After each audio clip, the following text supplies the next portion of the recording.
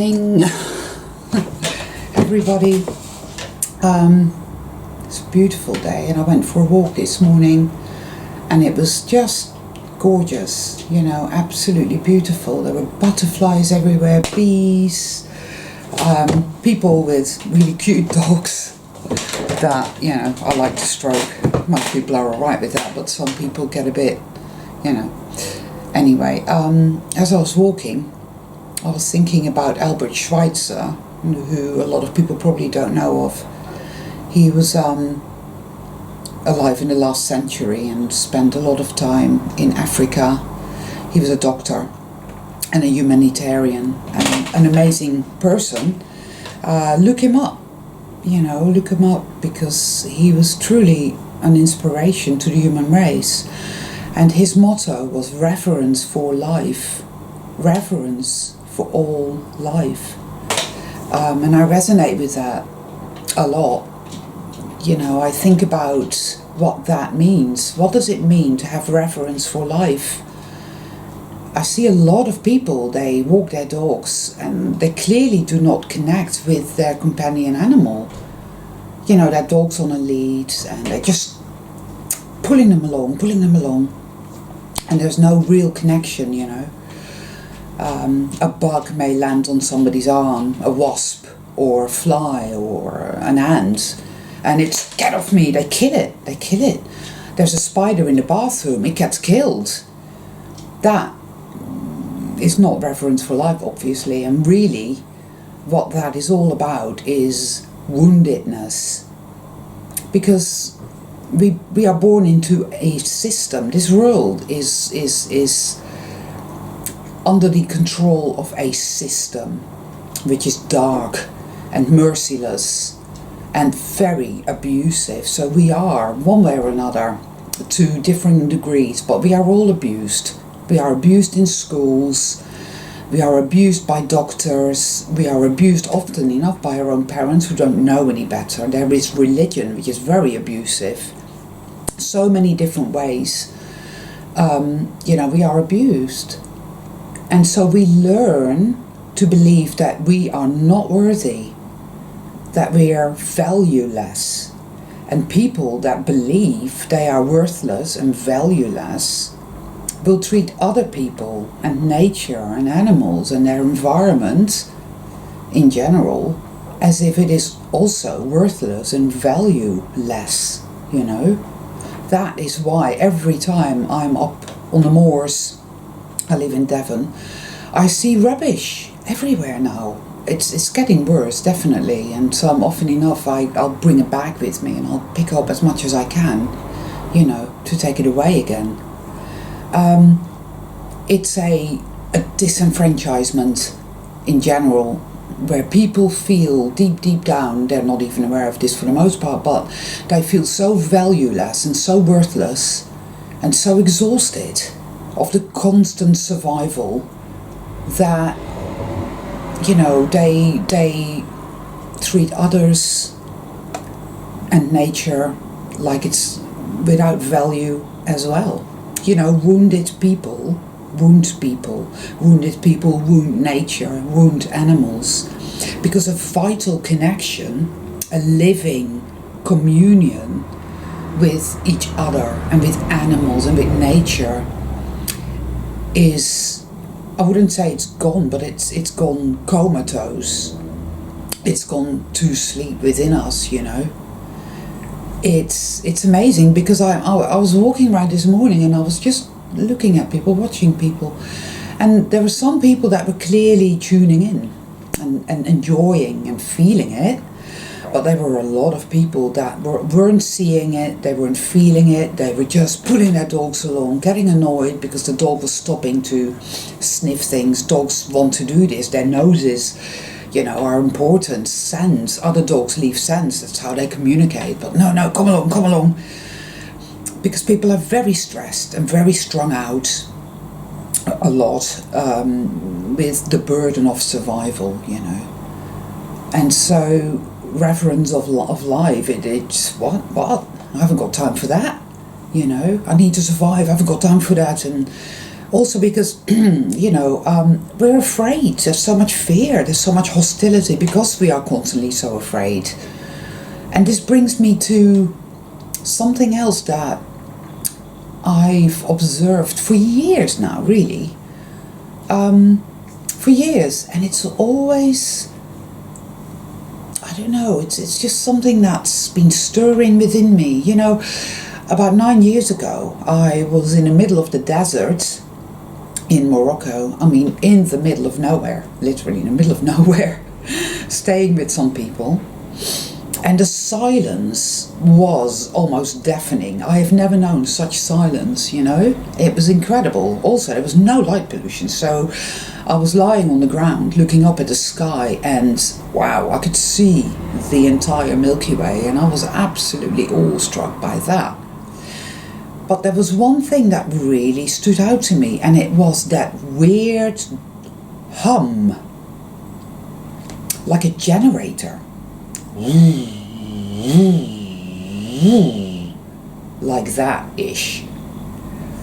Now, I'd been aware of that all my life, as a child even. I'd always heard that in the silence of the night. I could always hear that sound, like a drony kind of hum. And I'd always wondered about it. And I feel now that I understand what it might be, and I think it is like a dark generator. David Icke talks about Saturn being a kind of dark generator of negative, dark, hijack energy. And I think there may be something to that. This hum is generated from somewhere, and it's a kind of dark energy that latches on to our wounded part, that part of us. Some call it our shadow self, our inner woundedness, and it latches onto that. That is how it can, to an extent, manipulate and control us, and those who are not conscious, who are not awakened, are completely controlled by it for the most part. It your wounded self feels that fear. Your wounded self feels worthless. Your wounded self feels the rage. Your wounded self wants to project, react, judge, agonize, wants to be afraid, better afraid than, optimistic and disappointed, all of that. And whilst all that is going on, that dark generator, this just latches onto that and ramps it up. That is what I feel. And it's interesting, because of course, it feeds off our suffering.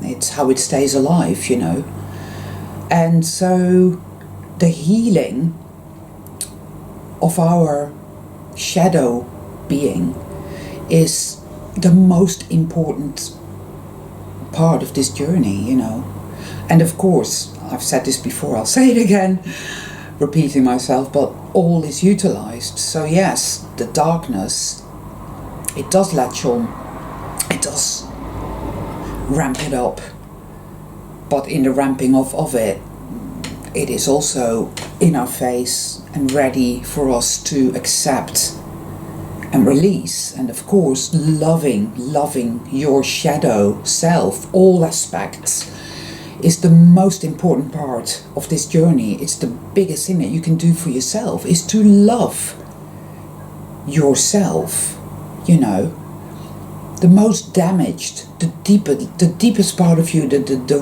woundedness, because really your shadow self is so wounded. It's your inner child, your inner teenager, your inner young adult, your inner as you are now. It is a kind of culmination of everything that you've been through, and all the things that you've been through when you were not conscious so much, So you just internalized it and repressed it, because we were taught how to just keep repressing, keep it repressed. Because of course, the dark generator can then latch on to all that repressed woundedness, all that shadow, and feed and feed and feed, So accepting ourselves, all of it. And I've had to do that often, over and over again. I've seen that part of my being, and it looked almost like someone who had been in Auschwitz, broken teeth, emaciated, agonized, in pain and rage and fury and just sorrow and grief, all of that. And there was a time where I felt almost as if it was like psychic attack, it was a schism, it was, because there was so much rage. And I realize now it's not like that. It isn't separate from us, it is part of who we are. And it needs to be re-included into our being, embraced, accepted, loved. It needs to come home. We need to come home to ourselves to become whole again. And that takes time, but it is happening. It is happening now, because everywhere I go, I come across people that are waking up. Oh my God, And it's amazing. This awakening is real. It is happening. And we are slowly but surely coming home to ourselves. So yes, reverence for life out there, but also within yourself. Because if you do not love and revere yourself, you will not be able to love other people or animals or nature. There will be no appreciation. So how much do you appreciate your cat, your dog, your other people, strangers or your friends? According to how much you do, you can gauge how much you appreciate yourself, how much, you listen to your body, to your emotions, to your thoughts, how much you're able to not judge yourself, but to just be with yourself and be with that feeling, be with that thought, without engaging, without pushing. There's no need for any of that. It's okay. It won't create anything bad. It's just acceptance of your shadow self, so that the more you heal, the less that dark generator will be able to influence you, And, well, it's healing. And healing can be painful, but it's worthwhile. Obviously, we know that. And there was a quote on a bench, and it said, "Wandering willow, wandering willow bends without breaking." And that's very, very true. We can bend and bend and bend with our inner emotional stuff as we experience it, as we travel through it and heal it. We can bend, but we don't break, and then we are regenerated, poof, and we come back up. And by God, there is so much power and wisdom and compassion, when we come back up from that. It's truly amazing, and it's a great gift. So, that's really all I wanted to share today. I hope you're all well. I hope you enjoy the weather, and that you find space for yourself and love yourself today. Take care.